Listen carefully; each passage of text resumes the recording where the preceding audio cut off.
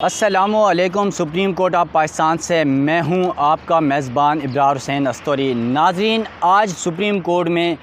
Chief justice Umar अताब Bandial और justice काजी फ़ाइज़ ईसा के दरमियान जो इख्तिलाफ़ात हैं उस हवाले से बड़ी ख़बर आपके सामने रखने जा रहा हूं। और साथ साथ जस्टिस काजी फ़ाइज़ ईसा जो सुप्रीम कोर्ट के अगले चीफ जस्टिस हैं, 4 महीने बाद चीफ जस्टिस पाकिस्तान होंगे, वो पिछले 3 हफ्तों से कोई भी केस नहीं सुन रहे हैं, कोई किसी बेंच में वो नहीं बैठ रहे हैं। इसकी क्या वजूहात हैं, इस हवाले से भी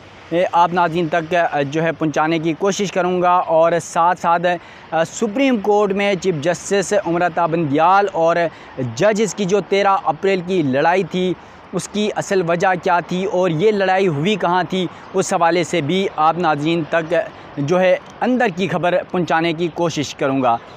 नाज़रीन, सुप्रीम कोर्ट में तकरीबन 3 हफ़्ते होने वाले हैं। जस्टिस काजी फ़ाइज़ ईसा किसी बेंच का हिस्सा नहीं हैं और साथ साथ 3 हफ्तों से दीगर मुकदमात चल रहे हैं और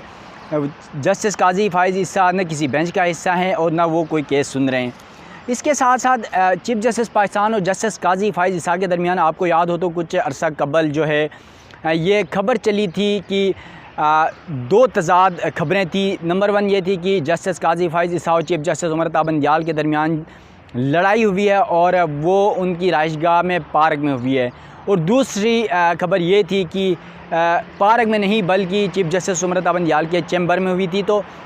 अब हमारे ज़राए इस बात से पे कन्फर्म कर रहे हैं कि चीफ जस्टिस उमर अताब बंदियाल और जस्टिस काजी फ़ाइज़ ईसा के दरमियान जो तलख़ कलामी हुई थी वो चीफ जस्टिस उमर अताब बंदियाल के चैम्बर में हुई थी। ये बात तो कंफर्म हो गई। और साथ साथ हमारे ज़राए के मुताबिक जिस टाइम ये मुमारी हुई थी या ये तलख़ कलामी हुई थी उसकी वजह क्या थी, ये बड़ी इम्पॉर्टेंट थी क्योंकि जजेस आपस में मिलते रहते हैं और उस दिन चीफ जस्टिस के पास जस्टिस काजी फ़ाइज़ ईसा समेत दीगर जजेस मौजूद थे। क्योंकि आपको पता है कि अदालत में इस वक्त सुप्रीम कोर्ट में जजेस 2 हिस्सों में तकसीम है। 8-7 का जो है 15 जजेस में से वो 2 पैनल्स बन चुके हैं। ये 13 अप्रैल का वाक़या है कि चीफ जस्टिस के चैम्बर में जस्टिस काजी फ़ाइज़ ईसा, जस्टिस एजाज़ुल हसन और साथ साथ जस्टिस सद्दार मसूद और जस्टिस मंसूर अली शाह जो सुप्रीम कोर्ट के 4 सीनियर जजेस हैं वो चैम्बर में बैठे हुए थे। और वहाँ पर जस्टिस काजी फ़ाइज़ ईसा की तरफ से ये सवाल उठाया गया कि सुप्रीम कोर्ट में इस वक्त 17 में से 15 जजेस मौजूद हैं और 2 जजेस की नशस्तें खाली हैं, उन नशस्तों को फिल किया जाए। जिस पर उन्होंने नाम दिए, जो भी हैं उनको यहाँ पर लाया जाए। ताहम कुछ नाम भी दिए गए। उस हवाले से जब बहस मुबाहिसा हुआ तो चीफ जस्टिस पाकिस्तान ने कहा जस्टिस काजी फ़ाइज़ ईसा से हमारे ज़राए के मुताबिक कि जो पेशावर हाई कोर्ट की जज हैं जस्टिस मुसरत हिलाली, जो इस वक्त अब वो chief justice Peshawar high court बन चुकी हैं, उस वक्त वो चीफ जस्टिस नहीं बनी थी तो उस वक्त ये मामला ज़ेर बहस था। तो उस पर कहा गया कि चीफ जस्टिस की जानिब से कि पेशावर का जो खैबर पख्तूनख्वा है, सुप्रीम कोर्ट में एक रवायत है कि मुख्तलिफ़ सूबों के हवाले से जजेस की तैनाती होती है। तो सुप्रीम कोर्ट में 2 जजेस में से एक जज सिंध का और एक इस वक्त जो है केपी का लगना है। तो केपी के जज को लाने की बात की तो जस्टिस काजी फ़ाइज़ ईसा की जानिब से कहा गया कि सिंध हाई कोर्ट के जज जो हैं चीफ जस्टिस हैं सिंध हाई कोर्ट के जस्टिस अहमद अली शेख, उनको लाया जाए। तो उस पर चीफ जस्टिस पाकिस्तान ने कहा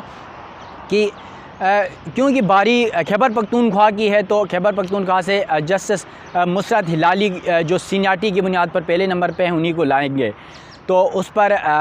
जस्टिस काजी फ़ाइज़ ईसा ने इख्तिलाफ़ किया और कहा कि नहीं, सिंध से लाया जाए। तो जब उस पर बहस मुबाहिसा हुआ और जस्टिस काजी फ़ाइज़ ईसा ने कहा कि भाई ये नहीं होगा, ये होगा, तो चीफ जस्टिस पाकिस्तान ने जस्टिस काजी फ़ाइज़ ईसा को कहा एक तो आप सीनियरिटी की बात करते हैं और फिर आप कहते हैं कि इधर से लेके आएँ उधर से लेके आएँ। तो जिस पर कहा कि ऐसा कोई आइन कानून नहीं है कि कहाँ से किस शोबे से जज सुप्रीम कोर्ट में लगेगा, ये जस्टिस काजी फ़ाइज़ ईसा की जानिब से कहा गया। जिस पर चीफ जस्टिस पाकिस्तान ने कहा कि आइन और कानून में ये भी नहीं लिखा हुआ है कि जज सीनियरिटी की बुनियाद पर लगेंगे। तो एक मॉरली जो है सुप्रीम कोर्ट में एक तरीका माजी में इस्तेमाल किया जाता रहा, जो अब तक यहाँ पर उसी रवायत को बरकरार रखा गया है कि जजेस की जो तैनाती होती है सुप्रीम कोर्ट में वो सूबों की हिसाब से होती है। और इसलिए ये मामला ज़ेर बहस आया और तलख़ कलामी हुई। और उसके बाद हमारे ज़राए के मुताबिक जस्टिस मंसूर अली शाह और जस्टिस सद्दार तारिक उस वक्त उस चैम्बर में उनके साथ थे, उनकी जानिब से बचाव किया गया, छुड़ाया गया और बाद में हमें ज़राए बता रहे हैं कि जस्टिस मंसूर अली शाह और जस्टिस सरदार तारिक आकर चीफ़ जस्टिस से मिले और जस्टिस काजी फ़ाइज़ साहब की जानिब से जो तलब कलामी की गई उस पर माफ़ी भी मांगी गई और उनके रवैये पर इज़हार निदामत भी की गई। इसके साथ साथ नाज़रीन आपको ये भी बता दूं कि इस मामले पर तो अब आपको कंफर्म हो गया कि आखिर ये लड़ाई क्यों शुरू हुई थी। ये लड़ाई हुई थी जजेस की तैनाती के ऊपर। अब आते हैं दूसरा सवाल, जस्टिस काजी फ़ाइज़ ईसा जो 3 हफ्ते से बेंच में क्यों नहीं बैठ रहे हैं, इसकी आखिर वजूहात क्या हैं। ये बहुत सारे सवालात हैं। सहाफ़ी हैं या वकला हैं, वो इस वक्त जो है तज़ब्ज़ुब का शिकार हैं। वो ये सोच रहे हैं यार कि अगले चीफ़ जस्टिस जो है 3 हफ्तों से किसी बेंच का हिस्सा नहीं है, किसी केस को नहीं सुन रहे हैं, ये आखिर होने क्या जा रहा है। बड़े लोगों को इस हवाले से तहफ़्फ़ुज़ात भी हैं और बहुत सारे लोग ये भी समझते हैं कि चीफ़ जस्टिस उमरता बंदियाल और जस्टिस काजी फ़ाइज़ साहब की आपस की लड़ाई या जो मुबीना तौर पर हम कह सकते हैं उनके आपस के जो इख्तिलाफ़ात हैं उसकी वजह से जो है वो इंसाफ की फराहमी मुअत्तल नज़र आ रही है। ख़ास तौर पर जस्टिस काजी फ़ाइज़ साहब कोई केस नहीं सुन रहे, 15 दिन से तकरीबन 20 दिन होने वाले हैं, तीसरा हफ़्ता है ये, कोई केस वो नहीं सुन रहे हैं। तो हमारे ज़राए के मुताबिक इसकी 3 वजूहात हैं। नंबर 1, एक वो लड़ाई जो मैंने आपको पहले ज़िक्र किया 13 अप्रैल की, जिसमें चीफ़ जस्टिस और जस्टिस काजी फ़ाइज़ साहब के दरमियान जजेस तैनाती के मामले पर तकरार हुई। एक ये मामला बताया जा रहा है हमारे ज़राए के मुताबिक। उसके साथ साथ दूसरा एक और मामला जो जस्टिस काजी फ़ाइज़ साहब के हवाले से है वो ये था कि इमरान खान जब वज़ीर-ए-आज़म थे तो उनके दौर में काजी फ़ाइज़ साहब के ख़िलाफ़ एक रेफरेंस आया था और उनको ओहदे से हटाने के लिए रेफरेंस पर सदर ममलिकत की जो जानिब से भेजा गया था उस पर मुकदमा हुआ, समातें हुई, काजी फ़ाइज़ साहब खुद पेश होते रहे, उनकी एहलिया पेश होती रही और बाद अज़ां फिर सुप्रीम कोर्ट ने उस रेफरेंस को जो है वो खारिज कर दिया था। ताहम अब जो है उस रेफरेंस को मुकम्मल खारिज करने, क्योंकि बाद में हुकूमत ने अपील फ़ाइल की थी और उस अपील को फ़ारिग करने के लिए जो क्रिएटिव था रेफरेंस था वो फ़ाइल किया था मौजूदा हुकूमत जो PDM हुकूमत है उसने। तो उस पर चीफ़ जस्टिस पाकिस्तान उमरता बंदियाल ने इन चैम्बर समाअत की थी और समाअत का अब तक हुक्मनामा, तहरीरी हुक्मनामा भी नहीं आया और उसके हवाले से कोई ये नहीं आया कि जस्टिस काजी फ़ाइज़ साहब का मुकदमा ख़त्म हुआ या नहीं हुआ। तो इस वजह से भी कहा यह जा रहा है कि जस्टिस काजी फ़ाइज़ साहब को इस बात पर भी शिकवा और इख्तिलाफ़ है कि भाई अब तक जो है उनके केस का फ़ैसला ख़त्म क्यों नहीं कर दिया गया, जबकि हुकूमत ने रेफरेंस वापस लिया था जो क्रिएटिव रेफरेंस है। इसके साथ साथ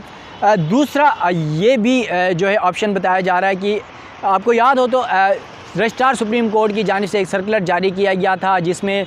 चीफ़ जस्टिस ने रजिस्ट्रार सुप्रीम कोर्ट को तलब भी किया था, उसने जस्टिस काजी फ़ाइज़ ईसा ने अपने बेंच में, जिसमें जस्टिस या अफरेदी भी थे और उसमें ये तहफ़्फ़ुज़ात का इज़हार किया गया था कि जो बेंचेस की तश्कील है, जजेस बेंच में बिठाना, किसको किस बेंच में बिठाना और साथ साथ जो मुकदमात की फिक्सेशन है उस मामले पर भी उन्होंने एतराज़ात उठाए थे और रजिस्ट्रार सुप्रीम कोर्ट को बुलाकर बड़ी उनकी सदनिश की थी। उसके बाद ख़त व किताबत के ज़रिए आपको याद हो तो उनकी जो खिदमात हैं वो वापस करने के लिए भी कहा था, साथ साथ हुकूमत ने भी उनकी खिदमात वापस ली थी, मगर